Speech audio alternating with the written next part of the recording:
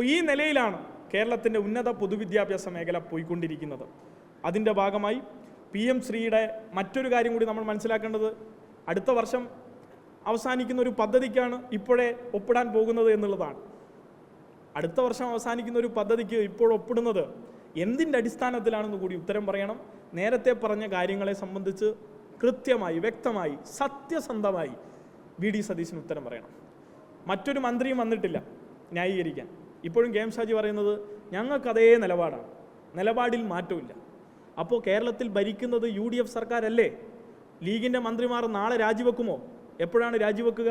കാരണം അവരുടെ നിലപാടല്ല സർക്കാർ നടപ്പിലാക്കുന്നതെങ്കിൽ അവർ പിന്നെ ആ മുന്നണിയിൽ തുടരുന്നതിൽ അർത്ഥം എന്താണ്? അധികാരത്തിൽ തുടരുന്നതിൽ അർത്ഥം എന്താണ്? വേങ്ങരയിലും മലപ്പുറത്തും ഒക്കെ മനുഷ്യരെ പറഞ്ഞ് പറ്റിച്ച് വോട്ട് വാങ്ങിയിട്ട് ഇപ്പോൾ ഞങ്ങളുടെ നിലപാടല്ല സർക്കാർ നടപ്പിലാക്കുന്നതെന്ന് പറഞ്ഞാൽ അതിൻ്റെ പച്ച മലയാളം RSSൻ്റെ നിലപാടാണ് VD സതീശൻ നടപ്പിലാക്കുന്നത് എന്നല്ലേ? അതും കൂടി പറയാമായിരുന്നില്ലേ?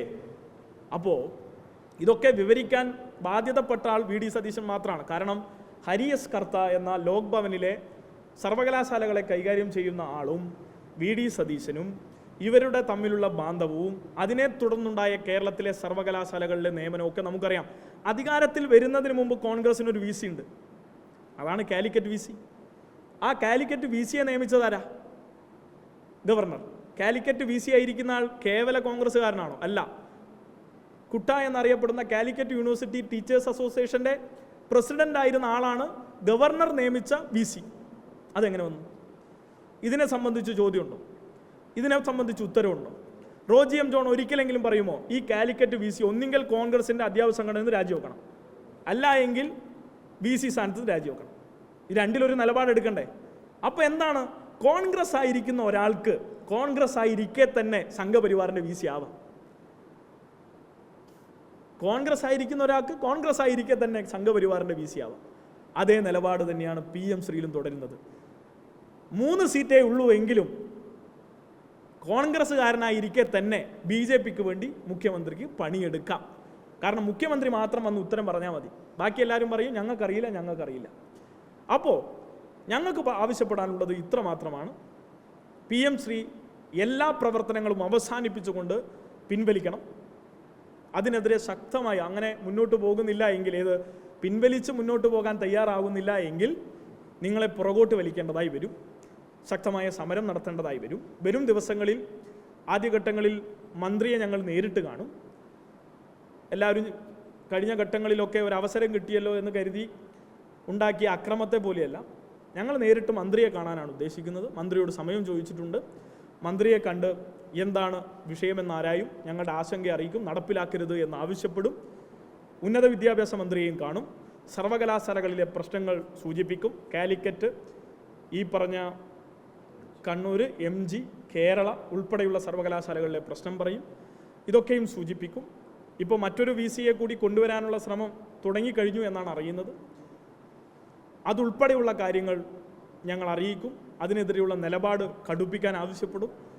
തുടർച്ചയിൽ ഞങ്ങൾ സെക്രട്ടേറിയറ്റിൻ്റെ മുന്നിലേക്കൊരു മാർച്ചും ധർണാ സമരവും വരും ദിവസങ്ങളിൽ സംഘടിപ്പിക്കും.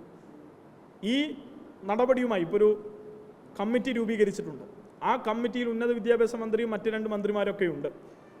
ആ മന്ത്രിമാർ ഈ നടപടിയുമായി മുന്നോട്ട് പോകാനാണ് ഉദ്ദേശിക്കുന്നതെങ്കിൽ വലിയ സമരങ്ങളിലേക്ക് പോകേണ്ടി വരും. അത് കേരളത്തിലെ വിദ്യാഭ്യാസത്തിന് വേണ്ടിയാണ്, മതനിരപേക്ഷ ബോധ്യത്തിന് വേണ്ടിയാണ്. അതിനുവേണ്ടി ഏതറ്റം വരെയും പോകാൻ ഞങ്ങൾ തയ്യാറാണ്. അല്ല, PM ശ്രീ ഉപേക്ഷിച്ച് ഈ SSK ഫണ്ട് നേടിയെടുക്കാൻ യോജിച്ചുള്ള സമരങ്ങൾക്കും ഞങ്ങൾ തയ്യാറാണ് എന്ന കേരളത്തിന് അനുകൂലമായ വളരെ പുരോഗമനപരമായ നിലപാടെടുക്കാനും ഞങ്ങൾക്ക് മടിയില്ല എന്ന് പറയുകയാണ്. അതിനർത്ഥം ഞങ്ങൾ എന്തെങ്കിലും പ്രതിപക്ഷ സംഘടന എന്ന നിലയിൽ, ഒരു വിദ്യാർത്ഥി സംഘടന എന്ന നിലയിൽ ഈ സർക്കാരിനെതിരെ എന്തെങ്കിലും ആരോപിച്ച് ഉയർത്തിക്കൊണ്ടുവന്ന് സമരം നടത്തുക എന്നുള്ളതല്ല, മറിച്ച് ഈ ജെന്യൂനായ വിഷയത്തെ ഉയർത്തിക്കൊണ്ടുവരിക എന്ന ഉത്തരവാദിത്തമാണ് ഞങ്ങൾ ഏറ്റെടുക്കുക. ഇത്രയും കാര്യമാണ് സൂചിപ്പിക്കാനുള്ളത്.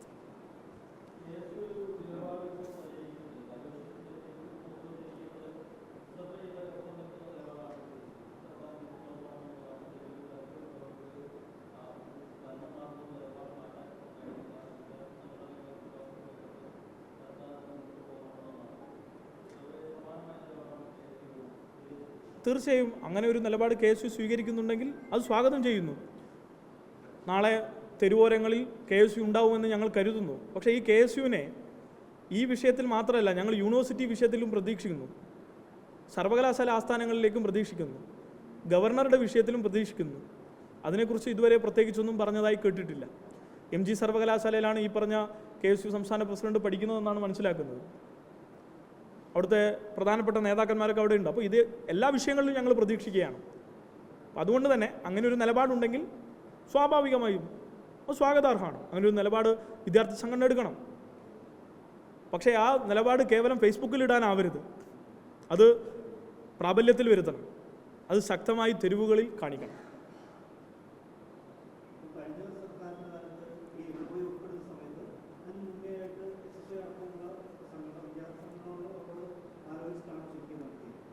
കഴിഞ്ഞ സർക്കാരിൻ്റെ കാലത്ത് എൻ്റെ ഓർമ്മ ശരിയാണെങ്കിൽ ഒരു 5 യോഗങ്ങളെങ്കിലും വിളിച്ചിട്ടുണ്ട്. ഞങ്ങളെല്ലാവരും പങ്കെടുത്ത് തന്നെയാണ്. ആ യോഗങ്ങളിലൊക്കെയും ഞങ്ങൾ എന്താണ് നിലപാട് എന്ന് അറിയിച്ചിട്ടുണ്ട്. ഈ ഫണ്ട് ലഭിക്കാത്തതുമായി ബന്ധപ്പെട്ട വിഷയമായിരുന്നു അപ്പോഴൊക്കെയുമുള്ള പ്രധാന ചർച്ച. ഈ PM ശ്രീ ആയിരുന്നില്ല. അപ്പോഴുമുള്ള പ്രശ്നം ഈ SSK ഫണ്ട് തരണമെങ്കിൽ ഇത് ഒപ്പിടണം എന്നുള്ളതാണ്. പിന്നീട് ഒപ്പിട്ടതായിട്ടാണ് അറിഞ്ഞത്. ആ ഒപ്പിട്ട ഘട്ടത്തിൽ തന്നെ സർക്കാരിന് നേരിട്ട് ഞങ്ങളുടെ അതിലെ അഭിപ്രായ വ്യത്യാസം, ഞങ്ങൾക്കതിൽ ആശങ്കയുണ്ടെന്നും നേരിട്ട് കത്തുൾപ്പെടെ അന്ന് SFI നൽകിയിരുന്നു. ആ നിലപാടും അറിയിച്ചതാണ്.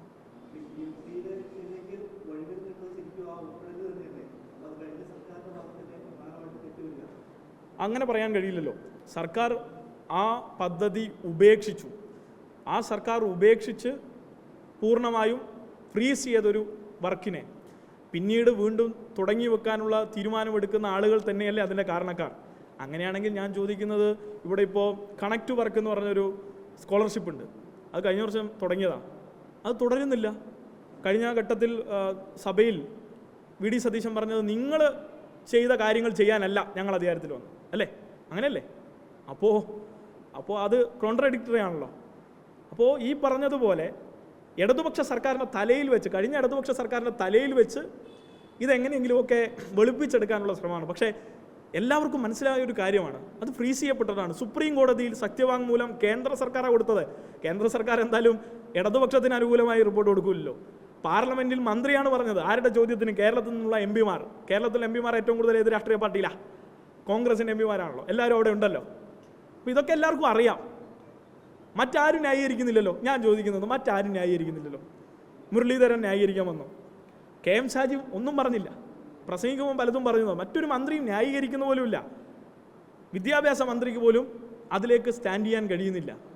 അപ്പോൾ യഥാർത്ഥത്തിൽ കഴിഞ്ഞ സർക്കാരിൻ്റെ തലയിൽ വെച്ച് ഇതെങ്ങനെയെങ്കിലും കഴിഞ്ഞ സർക്കാർ കുഴിച്ചുമൂടിയൊരു വിഷയത്തെ കൊണ്ടുവന്ന് നടപ്പിലാക്കിയെടുക്കാൻ, സംഘപരിവാറിന് വേണ്ടി നടപ്പിലാക്കിയെടുക്കാനാണ് ഇവർ ശ്രമിക്കുന്നത്. അങ്ങനെയാണെങ്കിൽ ഈ പറഞ്ഞ പ്രശ്നമൊക്കെ നിലനിൽക്കുകയാണ്. പൂർണ്ണമായും സംഘപരിവാറിന് വിധേയപ്പെട്ട പ്രവർത്തനങ്ങളിലേക്ക് ഇവർ മാറുകയാണ്. ഇപ്പോൾ ഇനിയും ഒരുപാട് കാര്യങ്ങൾ വരുന്നേ, ഇനിയും ഒരുപാട് കാര്യങ്ങൾ. ഇപ്പോൾ പുതിയ ദേശീയ വിദ്യാഭ്യാസ നയം ഈ UDF സർക്കാർ, ഈ പറഞ്ഞ കോൺഗ്രസ് നടപ്പിലാക്കാൻ ശ്രമിക്കും. അപ്പം അതുകൊണ്ടാണ് ഇന്നലെ നേരത്തെ പറഞ്ഞത് കേരളത്തിൽ അത് നടപ്പിലാക്കിയല്ലോ. അതുകൊണ്ട് ഞങ്ങൾ ഇപ്പോഴേ പറഞ്ഞേക്കാം, നടപ്പിലാക്കിയിട്ടില്ല. പുതിയ വിദ്യാഭ്യാസ നയം കേരളത്തിൽ നടപ്പിലാക്കിയിട്ടില്ല. നിങ്ങൾ വെറുതെ ഗൂഗിളിൽ നോക്കിയാൽ പോലും മനസ്സിലാവും, കേരളത്തിൽ നടപ്പിലാക്കിയിട്ടില്ല. കേരളത്തിൽ ഈ പറഞ്ഞ പാഠ്യപദ്ധതി മാറ്റമില്ല, സ്ട്രക്ചറിൽ മാറ്റമില്ല, ഹോളിസ്റ്റിക് അപ്രോച്ച് ഇല്ല. അപ്പോൾ ഇന്നലെ VD സതീശൻ ഒരു മുഴം മുന്നേ എറിഞ്ഞതാ. എന്താ പറഞ്ഞേ?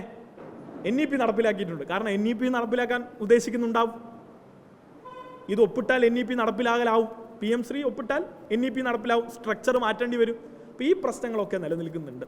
അപ്പോൾ ഈ പാഠപുസ്തകങ്ങളിൽ മാറ്റം ഉണ്ടാവും. NCERT അയക്കുന്ന പാഠപുസ്തകം SCERT ഫോട്ടോസ്റ്റാറ്റ് എടുത്ത് കൊടുക്കുന്ന നിലയിലേക്ക് മാറും. അതിന് ഇവരൊരു കാരണം പറയുന്നുണ്ട്.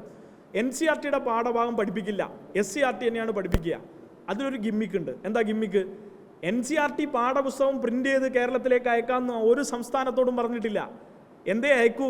അതിൻ്റെ PDF അയക്കൂ. അത് പ്രിൻ്റ് ചെയ്യേണ്ട കേവല ഏജൻസിയായി SCERT മാറും.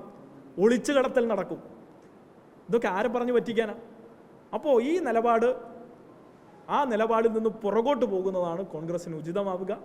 ശക്തമായ പ്രതിഷേധമാണ് അതിൻ്റെ ഭാഗമായി ഞങ്ങൾക്ക് സൂചിപ്പിക്കാൻ.